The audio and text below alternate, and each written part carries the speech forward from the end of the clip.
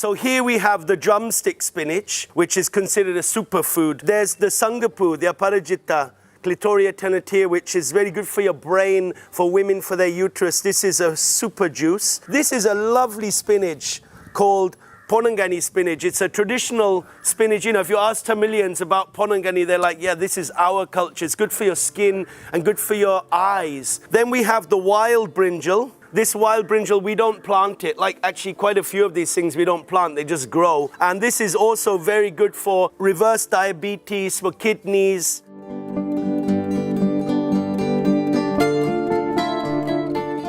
This is something that's so fundamental, you know, in our very existence, to know what foods are local, to know what foods are good for us, to know what foods, you know, can be eaten.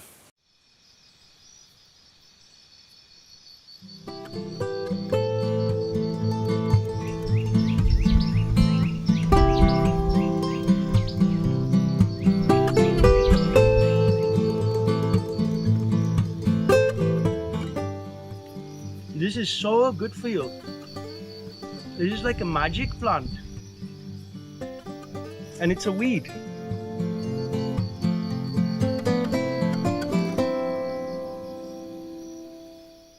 I was very fortunate as a teenager because I went to J. Krishnamurti school in England. And in that school we were very free, you know, to explore more existential questions of life, you know, why was I born? What's the meaning of my life?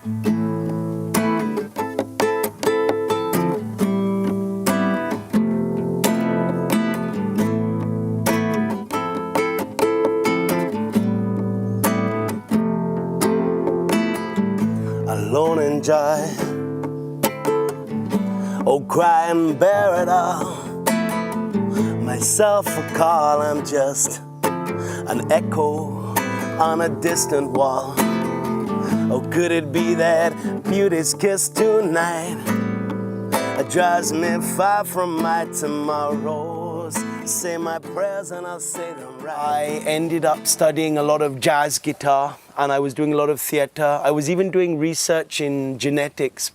My teacher, he encouraged us to get involved in publishing scientific papers.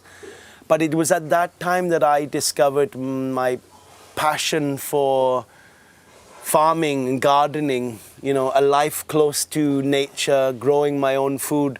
There was a teacher in our school who had lived in Auroville in the 70s, and he was very involved in what he was doing, and it was very appealing to be with him.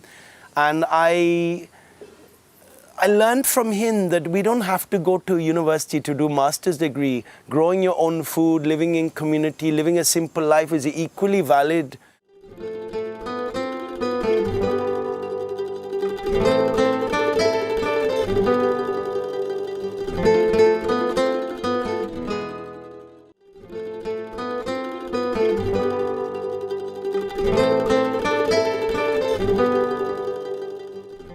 So when we started Solitude, you know, it used to be farmland, but it hadn't been used for many years.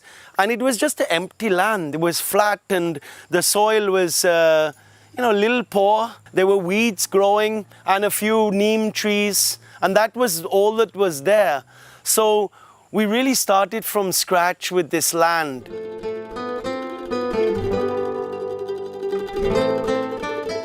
We're trying to understand and replicate the natural systems in nature. There are so many natural systems going on in nature. I mean, the first obvious one is that leaves and organic matter fall to the ground and decay and become healthy, available nutrients for the plants.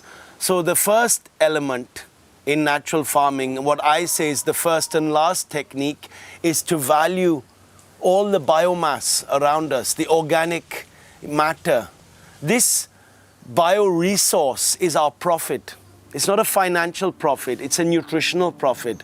Because when we return it back to the soil, soil becomes healthy. This is the very premise of natural farming.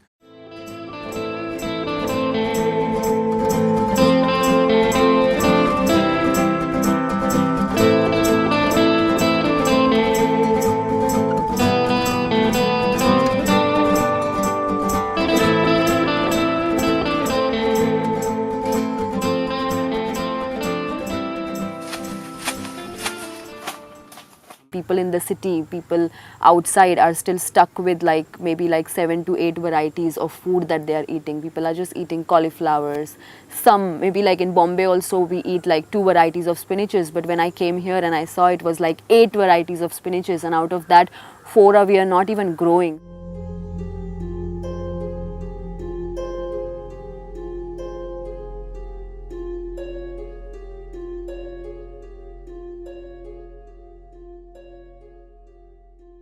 You see, food these days is functional.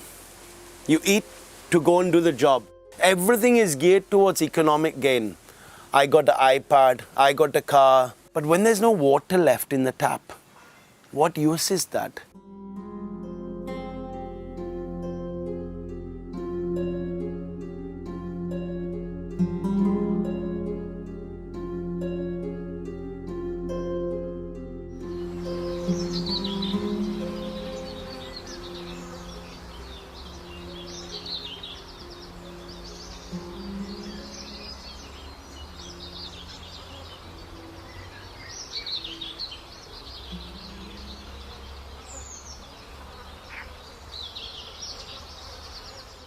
Man has gone so far away chasing economic growth, he has to come back to this. This is the future of farming.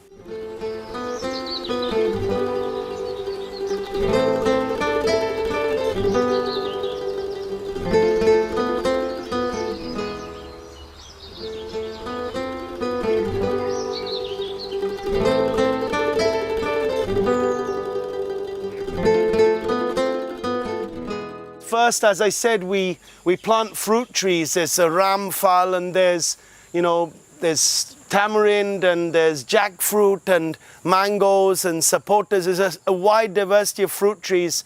And then there are all the papayas and bananas and so many other plants which are sort of the intermediary infrastructure. And then we have things like the lady's fingers, and there are cucumbers and pumpkins, the sort of shorter duration, the annuals. Then we have all the spinaches that are just growing everywhere. I mean, of course, some of them we'll do in a line like the amaranth, but many of them are wild. And it's these more wild plants that are really interesting. Like, I mean, take this chili here. This chili is an amazing chili. It'll grow like about 4 meters high. We'll get a good full bucket of chilies from it, and we didn't grow it. This sundakai is really a very special plant. Again, it's something that we haven't grown.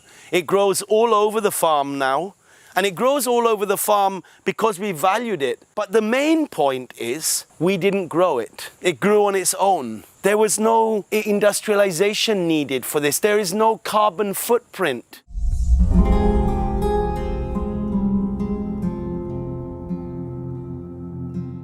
Over the years, we've had less and less rainfall. In fact, over the last 7 years, apart from cyclones, there's a couple of them that filled up the well, we haven't had a monsoon that really filled the well. And that makes irrigation really a challenge. But when we return organic matter back to the soil, you start to see the soil becomes like a sponge.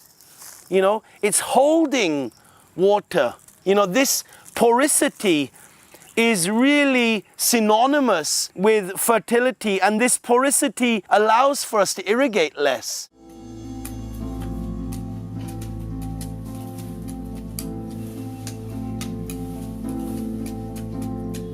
People ask me, no, what about pests? In natural farming, there are no pests, because there's an equilibrium starting with the soil and then starting with such diversity. As you walk through the fields, there's a very nice smell of different plants. The insects find their place in that, but not one insect predominates to create destruction, you know, of the whole crop.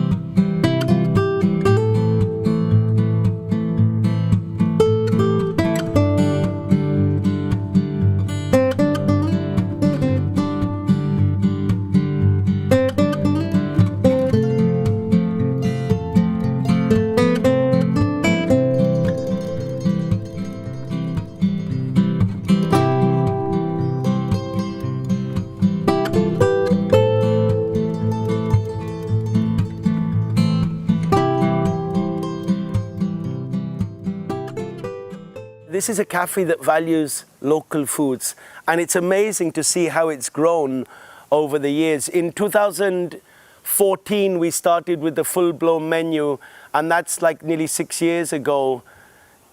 It's become so popular, and you can see in our bioregion how green papaya is slowly valued by more and more people, how certain spinaches are valued by more people. Someone from Sweden showed me how she was using the banana stem, and you know, that's very heartwarming because that's the aim of this cafe.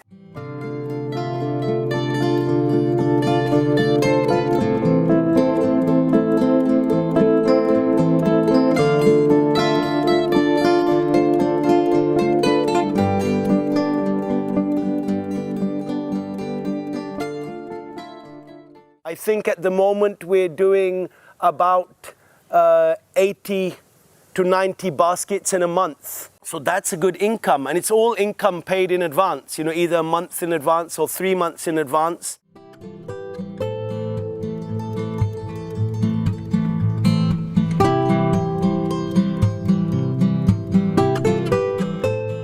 Many people come in, they say, how can I start? And I've got this 1 acre land. And I say, well, start with fruit trees, and around each fruit tree, make a garden. You know, so you're watering those fruit trees, and that water will also go for that garden. So around each fruit tree, you have like a 2.5 meter diameter circle where you have tapioca, the maravilli kelenga, kappa, you have drumstick, you have a papaya, you have a couple of bananas, and maybe you have pumpkins that go out. So instead of trying to, you know, irrigate the whole field and take care of a whole field, you've actually got, say, 20 or 30 circles that you take care of. And you could even put a drip on each circle, because you have to be practical, you know.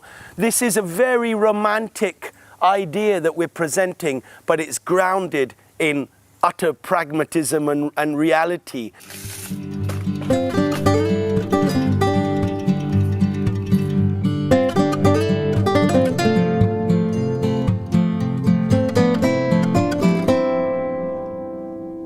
The key to this system for a local farmer, after the technical, you know, implementation, is community.